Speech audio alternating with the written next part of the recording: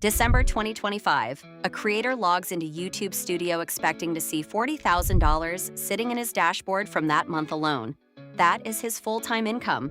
He has a family, he has bills. And then suddenly, nothing. Gone. One notification. Your channel has been removed from the YouTube Partner Program for violating our inauthentic content policy. No warning, no strike, no specific video mentioned. Just gone. And here's the scary part, he was not the only one.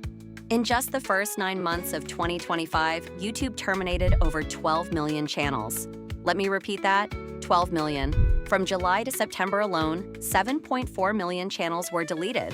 And no, they were not all scams. Real creators, full-time YouTubers, years of work erased overnight. So what changed? On July 15th, 2025, YouTube made what they called a minor update. They renamed repetitious content to inauthentic content. Sounds small, right? But their definition includes content made with templates with little variation and content that can be mass-produced easily. If you run a faceless channel, that should make you pause. At the same time, YouTube says AI tools are allowed. So which is it? Here's the reality. A study looked at the first 500 videos shown to brand new users. 104 of them were fully AI-generated junk. That is over 20%. Another 33% was low-effort, repetitive content. That means more than half of what new users see is either AI junk or brain rot. Advertisers noticed. YouTube had to respond. But here's the problem. Over 97% of removals now come from automated systems, not humans. Machines are making these decisions. Some creators were banned for spam even though their work was original.